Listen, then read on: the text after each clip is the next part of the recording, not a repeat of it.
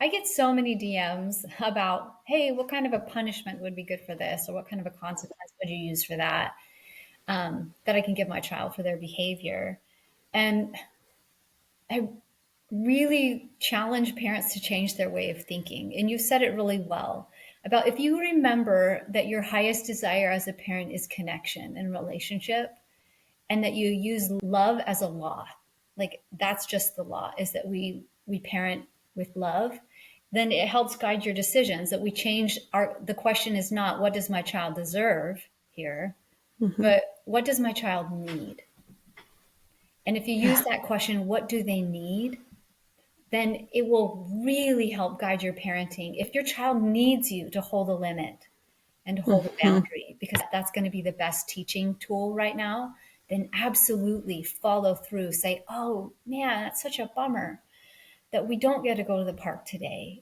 You just didn't quite finish cleaning your room in time, but that's okay. We'll work on it again, and I bet you will be able to do it tomorrow. Following through with Hmm. that with empathy. But Yeah. if your child needs you to show mercy because they've had a bad day, like you were saying, sometimes we confuse can't with won't, and Hmm. sometimes our children just can't.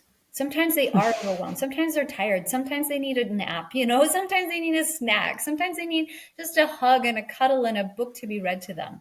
And not for us to ask them this, that, like taskmaster all the time and be on a war path for like, we're cleaning this whole house or it's going to be up in flames.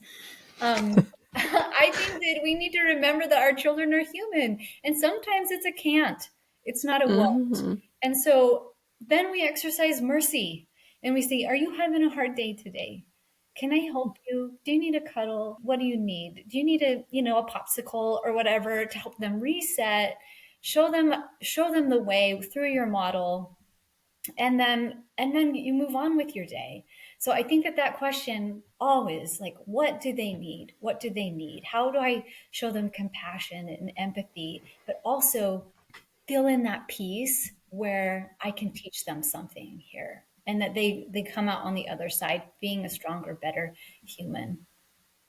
I love that. The can't versus won't. We talk about it as like capacity versus task demand, right? Or the task demands beyond our capacity.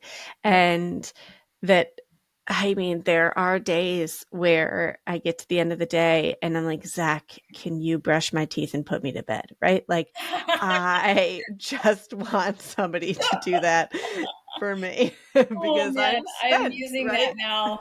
You brush my teeth and put me to bed. Like I feel like I can't.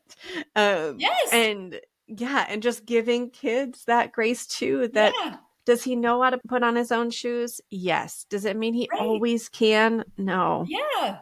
And we don't get to decide. This is another thing that's true, is that we don't get to decide whether they've learned that thing, even though we've taught it to them five Sure. times. I mean, how many times does the dentist have to tell us to floss? And we're like, Yeah. oh yeah, Sure. P.S. I'm supposed to be flossing.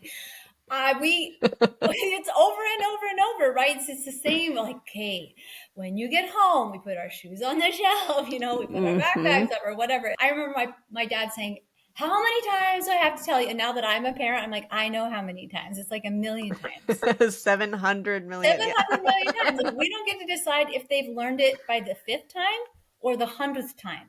Our children will not learn when we're ready to teach them. It's when they decide that they're ready to learn.